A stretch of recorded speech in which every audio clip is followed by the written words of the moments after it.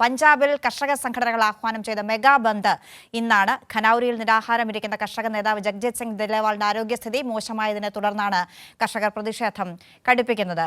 സ്വാതി, സ്വാതി, ഇതുവരെ ഈ കർഷക സമരങ്ങൾ ഇങ്ങനെ നീളുന്ന ഘട്ടത്തിലും ഒരു ചർച്ചയ്ക്ക് തയ്യാറാകാതെ കേന്ദ്രം ഒളിച്ചു കളിക്കുകയാണ്. ഏതാണ്ട് 1-1.5 മാസത്തോളമായി ദില്ലേവാൾ ഈ നിലയ്ക്ക് നിരാഹാരം തുടരുന്നു. ആരോഗ്യസ്ഥിതിയിൽ മോശമാകുന്ന ഘട്ടമുണ്ടാകുന്നു. കോടതി വിമർശനം പഞ്ചാബ് സർക്കാരിനെതിരെ ഉണ്ടാകുന്നു. പക്ഷെ അപ്പോഴൊന്നും ഒരു നടപടി ഉണ്ടാവാതെ, മറുപടി കൊടുക്കാതെ ഒഴിഞ്ഞു മാറുകയാണ് കേന്ദ്ര നിലപാട്. ആ ഘട്ടത്തിലാണല്ലോ കർഷകർ വീണ്ടും സമരം കടുപ്പിക്കുക എന്ന സ്ഥിതിയിലേക്ക് മാറുന്നത്.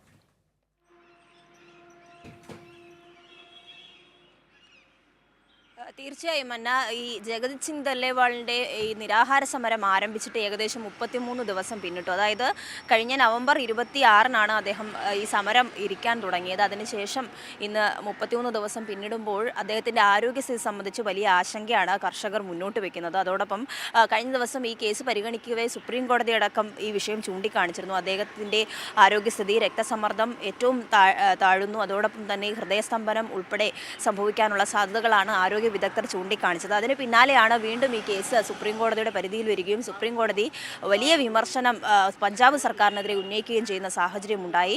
എത്രയും പെട്ടെന്ന് തന്നെ അദ്ദേഹത്തെ ആശുപത്രിയിലേക്ക് മാറ്റണമെന്നും വേണ്ട വൈദ്യസഹായങ്ങൾ അടിയന്തരമായി നൽകണമെന്നും സുപ്രീം കോടതി പഞ്ചാബ് സർക്കാരിനോട് നിർദ്ദേശിച്ചിരുന്നു. നേരത്തെ തന്നെ ഈ വിഷയത്തിൽ സുപ്രീം കോടതി ഇടപെട്ടതാണ്.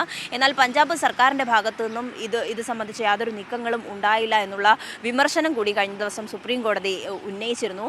അതേസമയം ദില്ലേവാളിൻ്റെ സ്ഥിതി മോശമാവുന്നത് ദില്ലേവാൾ ഈ ചർച്ചകൾക്കൊന്നും തയ്യാറാകാത്തത് കൊണ്ടാണ് എന്നതാണ് പഞ്ചാബ് സർക്കാർ സുപ്രീം കോടതിയെ അറിയിച്ചിരുന്നത്. എന്തായാലും ഈ കർഷകരുടെ ആവശ്യം സംബന്ധിച്ച വലിയ ആശങ്ക, കർഷകർ നിരന്തരമായി സമരത്തിലേക്ക് പോകുന്നു. ദില്ലി ചലോ മാർച്ച് ഉൾപ്പെടെ സംഘടിപ്പിക്കുകയും അതിനെയൊക്കെയും പോലീസും കേന്ദ്ര സർക്കാരും കൈകാര്യം ചെയ്ത രീതികളൊക്കെയും നമ്മൾ കണ്ടതാണ്. 3 തവണ ദില്ലിയിലേക്ക് മാർച്ച് നടത്താൻ ശ്രമിക്കുമ്പോഴൊക്കെയും അവർക്ക് അനുമതി നിഷേധിക്കുന്ന സാഹചര്യം ഉണ്ടാകുന്നു. മിനിമം താങ്ങുവില ഉൾപ്പെടെയുള്ള ഏറ്റവും പ്രധാനപ്പെട്ട ആവശ്യങ്ങൾ ഉന്നയിച്ചാണ് ഇവർ സമരം തുടരുന്നത്. അതിൻ്റെ ഭാഗമായി ദില്ലേവാളിൻ്റെ സ്ഥിതിയും ആരോഗ്യസ്ഥിതിയും മോശമായതിന് പിന്നാലെ ഈ പ്രക്ഷോഭം വീണ്ടും ഘടിപ്പിക്കുന്നതിൻ്റെ ഭാഗമായാണ് ഇന്ന് പഞ്ചാബിൽ ഒരു മെഗാ ബന്ദിന് ആഹ്വാനം ചെയ്തിട്ടുള്ളത്. ഏറ്റവും പ്രധാനപ്പെട്ട, അതായത് സർക്കാർ സ്വകാര്യ സ്ഥാപനങ്ങളൊക്കെ അടച്ചുപൂട്ടിയിടണം എന്നുള്ള നിർദ്ദേശം നേരത്തെ തന്നെ കർഷകർ സംഘടനകൾ നൽകിയിരുന്നു. അതോടൊപ്പം ഈ റെയിൽ ഗതാഗതമൊക്കെ തന്നെയും പൂർണ്ണമായും സ്തംഭിപ്പിക്കുന്ന ഒരു സ്ഥിതിയിലേക്കായിരിക്കും കാര്യങ്ങൾ പോവുക. രാവിലെ 7 മണിയോടെ ആ സമരം ആരംഭിച്ചതായാണ് മനസ്സിലാക്കുന്നത്. 7 മണി മുതൽ 4 മണി വരെയാണ് ഈ മെഗാ ബന്ദിന് ആഹ്വാനം ചെയ്തിട്ടുള്ളത്. എന്നാൽ മറ്റ് അടിയന്തര ഘട്ടങ്ങൾ, അതായത് മറ്റടിയന്തരമായിട്ടുള്ള വാഹനങ്ങൾ, ആംബുലൻസ് ഉൾപ്പെടെ വിവാഹ വാഹനങ്ങളൊക്കെ തന്നെയും കടത്തിവിടാനുള്ള കാര്യങ്ങൾ കർഷക നേതാക്കൾ ചെയ്യുന്നുണ്ട് എന്ന് തന്നെയാണ് മനസ്സിലാക്കുന്നത്. അത്തരത്തിലുള്ള കാര്യങ്ങളൊക്കെ നടക്കുമെങ്കിൽ പോലും പൂർണ്ണമായും ഗതാഗതം സ്തംഭിക്കുമെന്നുള്ളതിൽ തർക്കമില്ല. ഇതിൽ പ്രധാനമായും പങ്കെടുക്കുന്നത് സംയുക്ത കിസാൻ മോർച്ചയുടെ, അതായത് രാഷ്ട്രീയേതര വിഭാഗം സംയുക്ത കിസാൻ മോർച്ചയും.